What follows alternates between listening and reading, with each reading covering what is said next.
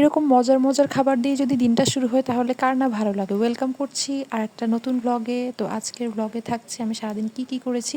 সকালটা উঠেই দেখছি খুবই রোদ, আর এই রোদে আমার মা কাজ দিয়ে দিয়েছে, এগুলো সব রোদে দিতে হবে। একদম টাটকা রোদ, দেখো গতকালই বৃষ্টি পড়েছিল আর আজকের রোদ। আমি সকালে উঠেই আমি চিয়া সিড ভিজিয়ে রাখবো।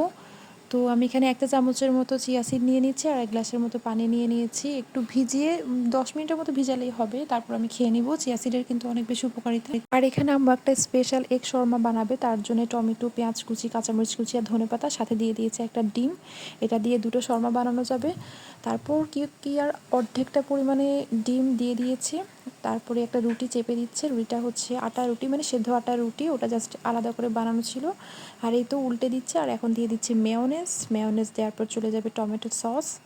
বিশ্বাস করবে কিনা জানি না, এটা কিন্তু চিকেন শর্মার মতোই কিন্তু অনেক বেশি মজা। আর দিয়ে দিচ্ছি শশা কুচি। ব্যাস শেষ, এখন জাস্ট হচ্ছে মুড়িয়ে নিব। আর দেখো কি সুন্দর লাগতেছে দেখতে। তো এটাই ছিল আমার ব্রেকফাস্ট। এরপরে আমি একটা ব্ল্যাক কফি খেয়ে নিয়েছি। এরপর আমি দুপুরে চিন্তা করলাম যে আজকে আমি নুডলস খাবো, অনেক দিন নুডলস খাওয়া হচ্ছে না। তো এখানে আমি হচ্ছে গাজর, টমেটো, তারপর সস, এগ সব কিছু মিলিয়ে আমি একটা নুডলস করে নিয়েছি। আর এরপর একটু ঘুমিয়ে গিয়েছিলাম। ঘুম থেকে উঠেই ভাবলাম আজকে বিকেলে গাজর আর বিটরুট খাবো, কারণ আমার রক্তশূন্যতার একটু সমস্যা দেখা গিয়েছে, শরীরটা প্রচণ্ড দুর্বল থাকে।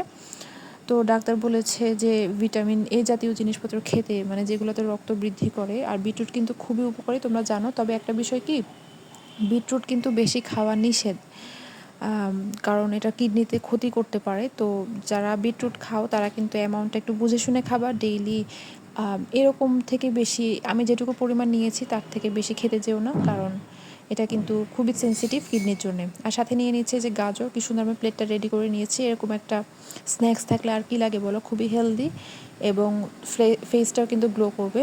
সো হয়ে গেল আমার বিকেলের খাবার। তো খাওয়া দাওয়া শেষ করে আমি চিন্তা করলাম যে ফার্নিচারগুলো একটু মুছবো, কারণ বালি পড়ে গিয়েছে, ঝড় হয়েছে প্রচুর। আমি বুক শেলফটা একটু ক্লিন করে নিচ্ছি। ক্লিন করতে করতে তোমরা আমাকে কমেন্টে জানাও তোমরা কি কোথা থেকে আমার ব্লগটা দেখছো। আজকে সকালে যেমনটা দেখেছো খুব রোদ উঠেছে, কিন্তু দুপুর গড়াতে প্রচুর বৃষ্টি। আর আমাদের বেলকনি থেকে কিন্তু বৃষ্টির একটা সুন্দর ভিউ দেখা যায়। সত্যি কথা বলতে অনেকে সামার লাভার আছে, আবার অনেকে উইন্টার লাভার আছে, কিন্তু আমি কিন্তু রেনি সিজন লাভার। মানে আমার বৃষ্টির দিনটা খুবই ভালো লাগে। আমি বাসায় বসে বসে একটা অলস জীবনযাপন করি আর বেলকনিতে বসে বসে বৃষ্টি দেখি, এটা যেতে সুখের আর কি আছে বলো। জাস্ট দেখো এখানে কি জোরে বৃষ্টিটা হচ্ছে, আর খুব খারাপ লাগছিল, কারণ গরু যে ছেড়ে গিয়েছে সে হয়তো ভুলেই গিয়েছে বৃষ্টি পড়ছে বা গরু ছাড়া হয়েছে। গরুটা কি অসহায়। আসলে আমরা মানুষ ব্যতীত অন্যান্য সকল প্রাণী একটু বন্দি অবস্থায় জীবনযাপন করে।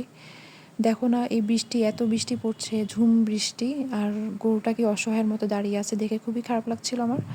আর শুধু এটা না, আমার বেলকনির ওই সাইডেও কয়েকটা গরু দেখেছি একইভাবে ভিজতেছে, খুবই খারাপ লাগতেছে। দেখো কি বৃষ্টি। অনেকক্ষণ বৃষ্টিতে ভেজার পর আমি দেখলাম একজন লোক আসলো আর গরুগুলোকে নিয়ে যাচ্ছে, তাও ভালো, না হলে কিন্তু ওদের অনেক অসুখ হয়ে যাবে। আর কি অসহায় অবস্থা, তাই না? কিছু বলতেও পারে না মুখে, অসহায় প্রাণীগুলো। আজকের ব্লগ এই পর্যন্তই, সবাইকে টাটা।